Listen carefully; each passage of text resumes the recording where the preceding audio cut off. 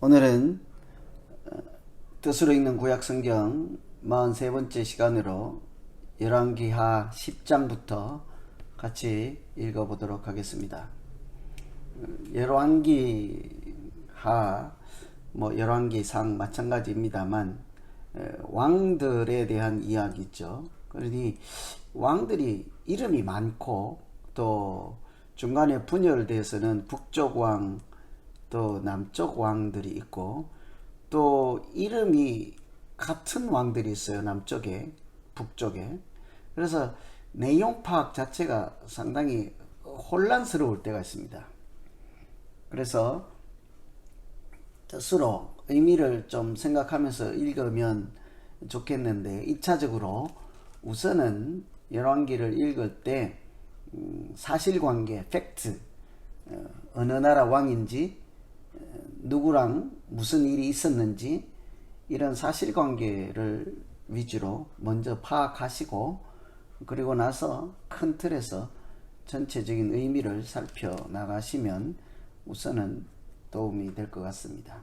그래서 첫 번째 읽을 때는 사실관계 확인하는 정도로 읽으시면 되겠다 싶은 생각이 듭니다. 10장은 예후와 아합의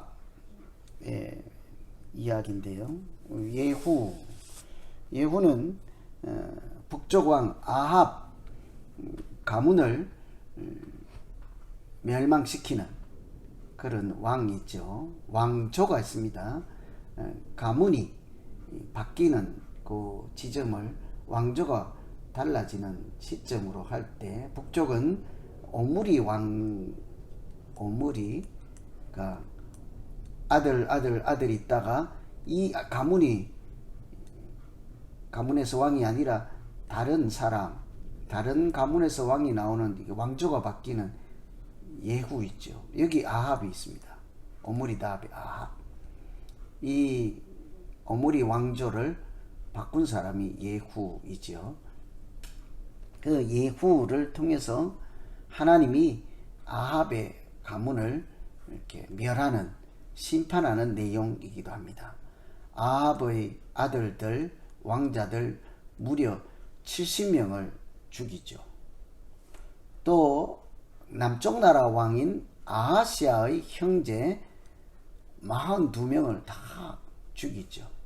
이게 무슨 병고인가 하니 예후는 동시에 북쪽의 왕 아합의 아들인 요람을 죽이고 요람 또는 여호람을 죽이고 남쪽의 왕인 아하시아도 죽여서 동시에 남북에 있는 두 나라 왕 두 사람을 다 죽인 사람 예후. 엄청난 일을 한 거죠. 벌인 사람입니다.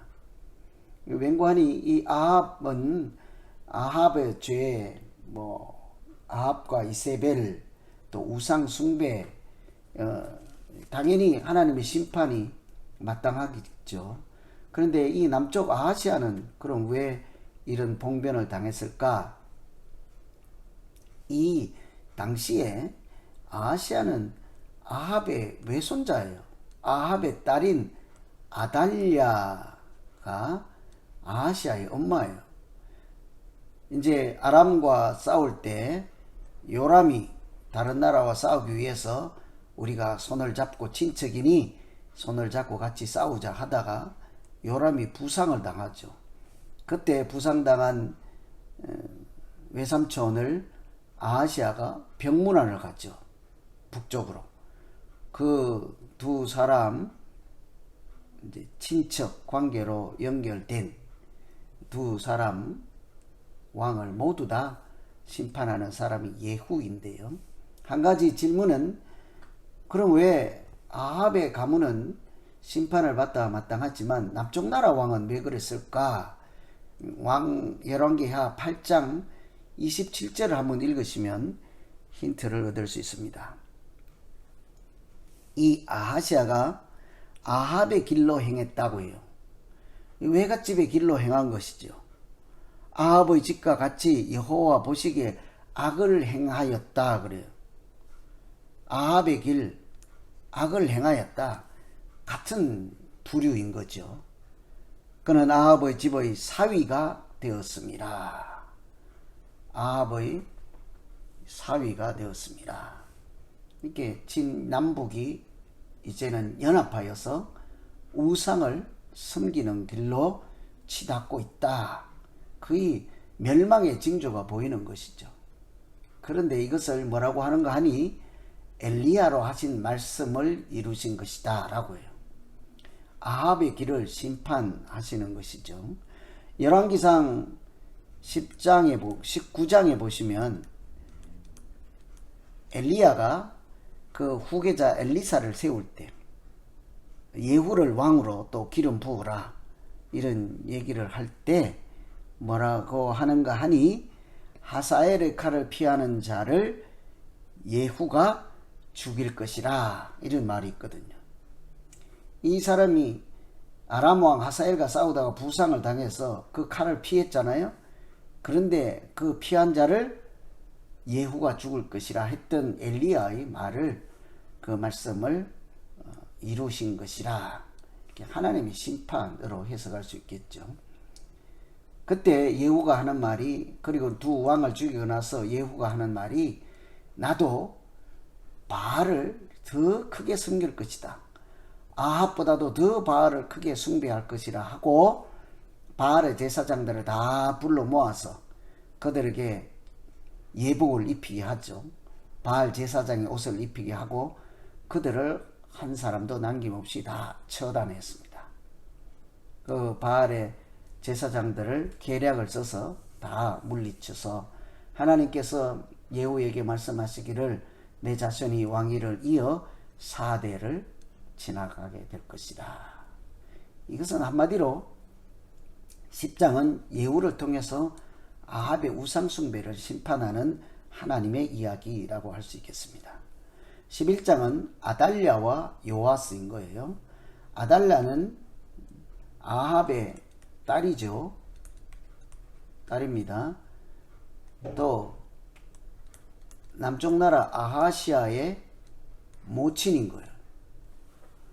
이 아달랴가 들으니 예후가 이 아하시아도 죽이고 북쪽의 왕인 아합의 아들 요람도 죽였다 하는 얘기를 듣고는 이 아달랴가 왕의 씨를 진멸해버리죠.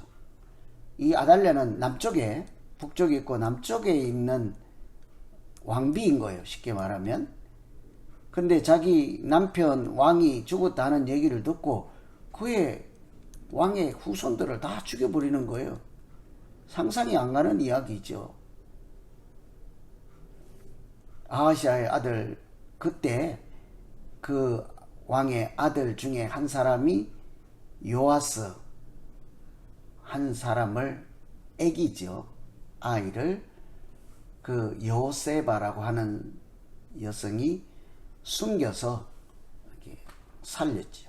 이 아하시아의 누나니까요. 고모.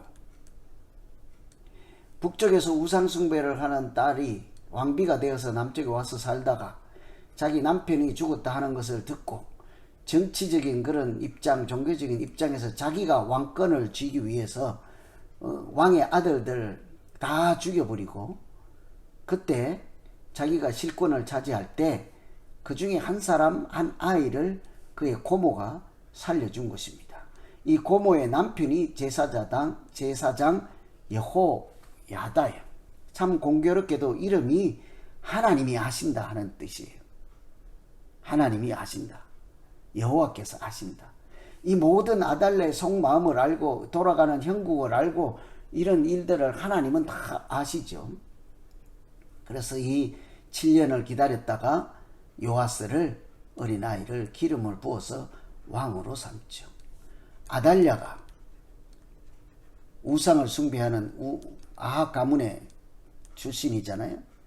근데 나라의 왕권을 다 차지하고자 했으나 한 아이를 통해서 하나님이 그 왕권을 주지 않고 아달랴에게 넘어가지 않게 하시고 다시 그것을 되찾아 제자리에 돌려놓은 것이죠.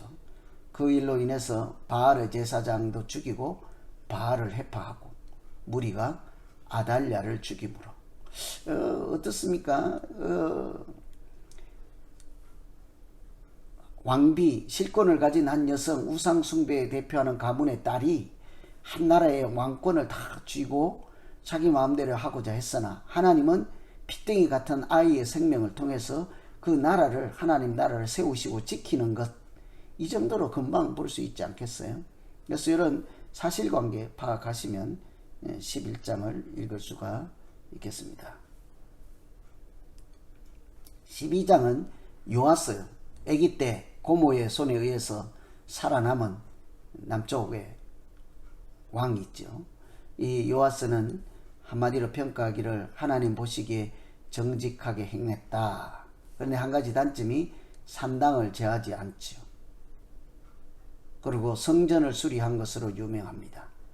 성전을 수리하고 해도 아무리 해도 실천이 되지 않아서 하나님의 전 앞에 궤를 만들어서 그 돈으로 성전 수리하는 데만 사용하도록 했던 그런 왕이죠.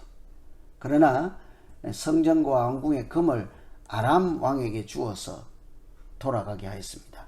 아람 왕 하사엘이 가드를 블레셋 나라를 점령하고 예루살렘을 공격해 온다는 얘기를 듣고 왕궁이나 성전에 있는 금을 다 뜯어주고 이 돈 가지고 뇌물 받고 조공을 받고 돌아가시오.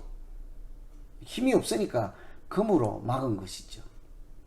근데 자연스럽게 생각하면 아무 일이 없겠지만 여러분 무슨 생각이 드십니까? 왜 적군을 금으로 막지요? 은으로 막고 어떻게 막아야 됩니까? 하나님의 백성이라면 하나님의 능력으로 막아야죠. 아마 금식 기도하고 할 수 있는 것을 다 하고 하나님의 역사를 구했더라면 또 역사는 달라졌을 것입니다. 그런데 금으로 자기 자리를 지키고 나라를 지켰습니다. 금 성전에 있는 것은 하나님께 드린 것이잖아요. 그런데 다른 나라에 준 것입니다. 사실은 다른 나라의 왕은 그 위에 항상 무엇이 있겠습니까? 우상신이 있는 것이잖아요. 그러니 성전에 있는 금을 왕에게 드리고 왕에 드렸다면 그 신에게 우상에 드린 것이니 이렇게 이런 일이 일어나죠. 신복들이 모방을 해서 요아스를 죽입니다. 반역이 일어난 것이죠. 남쪽 나라에서는 처음으로 반역이 일어난 것이에요. 앞으로 아마사가 왕이 되고 이 이후로는 계속해서 반역에 의해서 왕이 달라지는 그런 일이 반복되게 일어났죠. 어쨌든 요아스는 어릴 때 겨우 목숨을 구해서 하나님이 왕권을 다시 지어주었습니다만 성전을 수리하였으나 그러나 다른 나라의 은금으로 적군을 물리치고 모반에 의해서 죽은 그런 참 그래도 나름 하나님 보시기에 정직히 행하였다 하고 평가를 받은 것은 상당히 긍정적인 평가를 받은 것이죠. 북쪽 왕들에 비하면 그래도 낫다고 할 수 있습니다. 완벽하지 않아서 그것이 항상 연약함을 드러내기도 하였습니다. 13장은 북쪽의 요아스하고 북쪽의 요아스입니다. 구분해야 되겠죠. 성전을 수리했던 남쪽 왕, 성전 수리했던 남쪽 왕 누구예요? 요아스예요. 근데 여기 또 북쪽의 왕 요아스 구분해야 됩니다. 특히 엘리사가 죽을 때 북쪽 나라의 왕 요아스 생각하시면 돼요. 여기는 아달랴가 아하시아를 죽이고 다 죽일 때 한 사람 살아남은 왕 요아스 이렇게 구분하시면 되겠습니다. 북쪽의 여호아하스 예후의 아들입니다. 하사엘과 베나단에게 하나님께서 넘겨주었습니다. 웬고하니 하나님 보시기에 악을 행하였다. 참 예후는요 아합의 가문을 심판했던 하나님의 도구로 쓰임받은 사람이에요.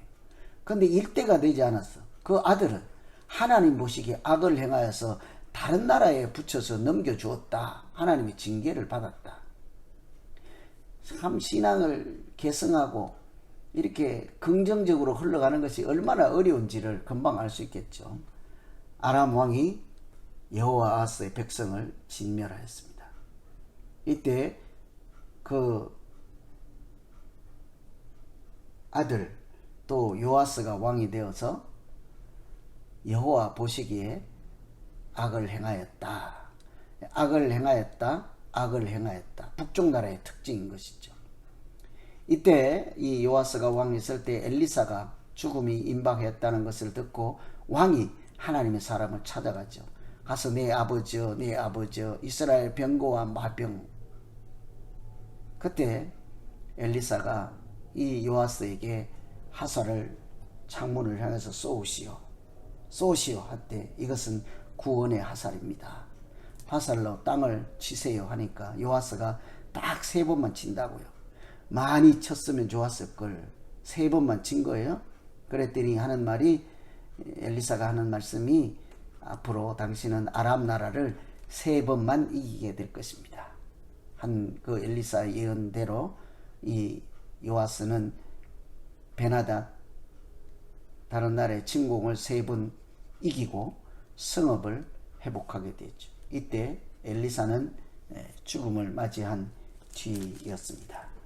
이런 북쪽 왕들 악을 행하였다 하고 또 그 악을 행하는 중에도 하나님의 말씀 종인 엘리사의 말씀대로 하나님께서 그들에게 그 순종하는 만큼의 은혜를 주시고 나라를 지켜주셨던 이야기라고 우선 이해하고 읽으시면 되겠습니다.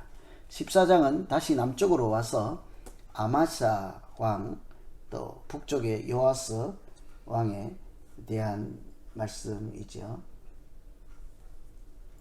아마사는 아까 성전 수리했던 요아스의 아들입니다. 반역을 하고 신하들이 모반을 해서 죽이고 그 아들이 왕이 되었습니다. 그 아들도 여호와 보시기에 정직하였다. 남쪽 왕과 북쪽 왕들을 항상 비교하면서 악을 행하였다, 정직히 행하였다를 대조적으로 하며 왕이 어떻게 왕의 역할을 할 수 있는지, 하나님이 누구를 통해서 역사하시는지를 보여주는 말씀이라고 하겠죠. 여호와 보시기에 정직할 때 이 아마스는 에돔 사람을 죽이고 셀라를 취하였다.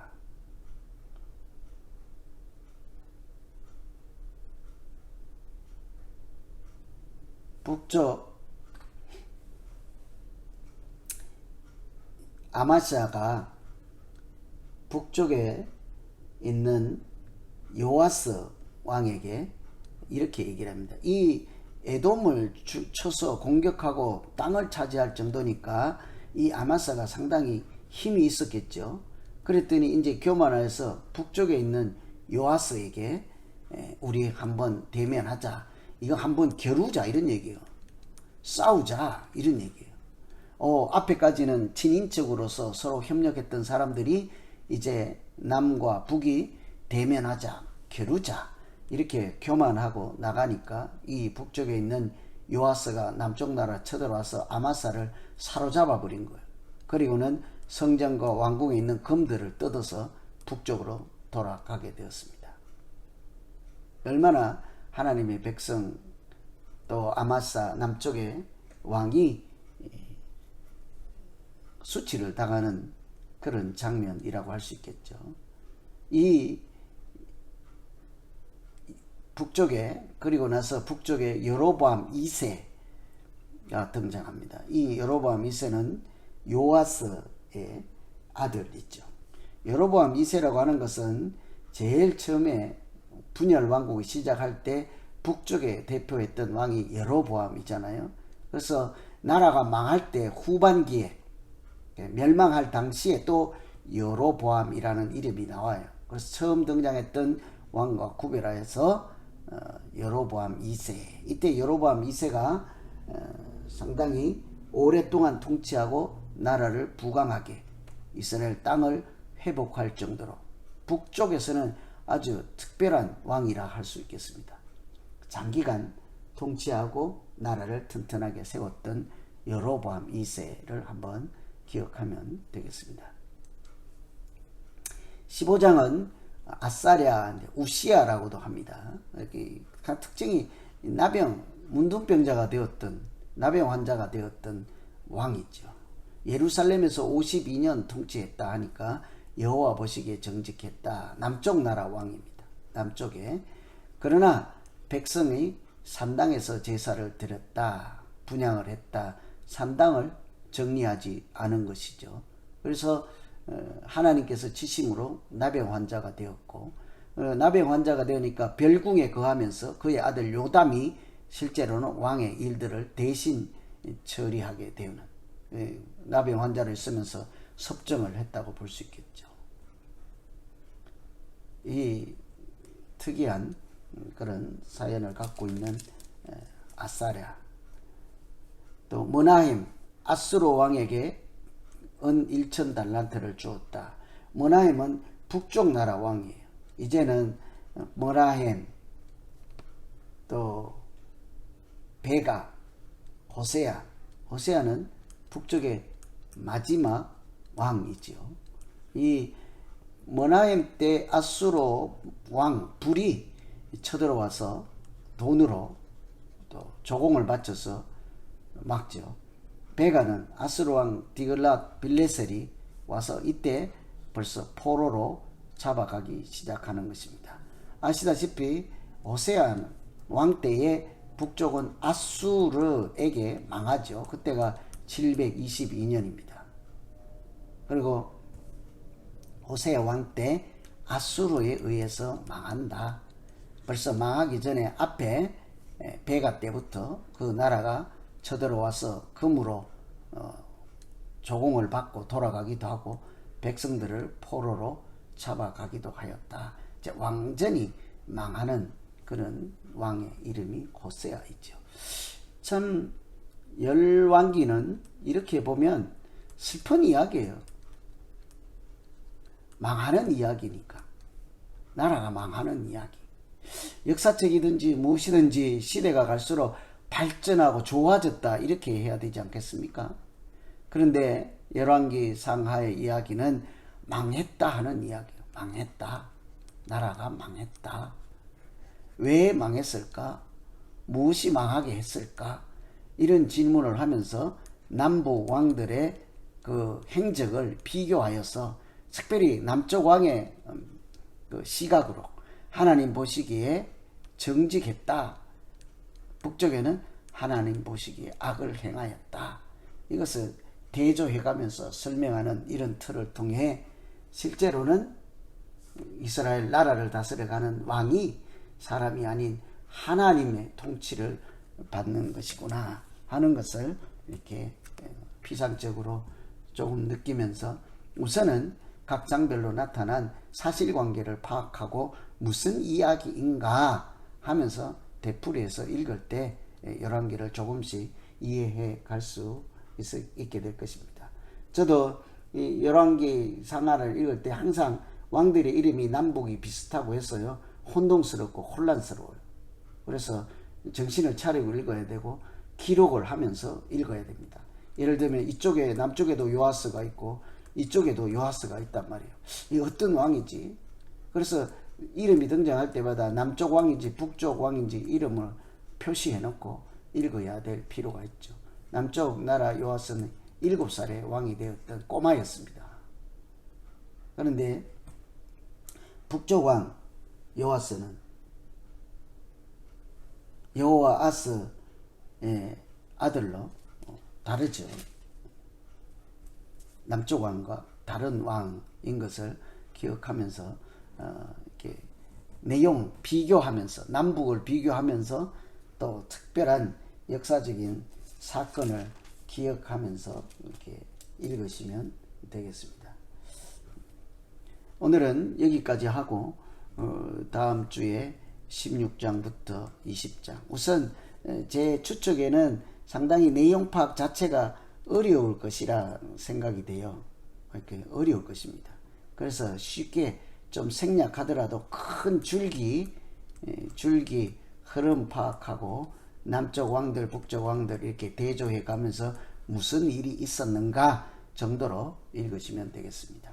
기도하고 마치겠습니다. 하나님 아버지, 남북 왕들이 이름이 여러 가지고 또 사건도 여러 가지 나옵니다. 참 혼란스럽고 이해하기 어렵지만 차근차근 오늘 하나 알고 내일 또 하나 깨닫게 하시고, 또 그 다음에 왜 이 일을 통해서 우리에게 말씀해 주시는 바가 무엇일까 차근차근 알아가며 그렇게 하나님의 뜻을 찾아가는 우리 모두 되게 하여 주시옵소서. 예수님 이름으로 기도하옵나이다.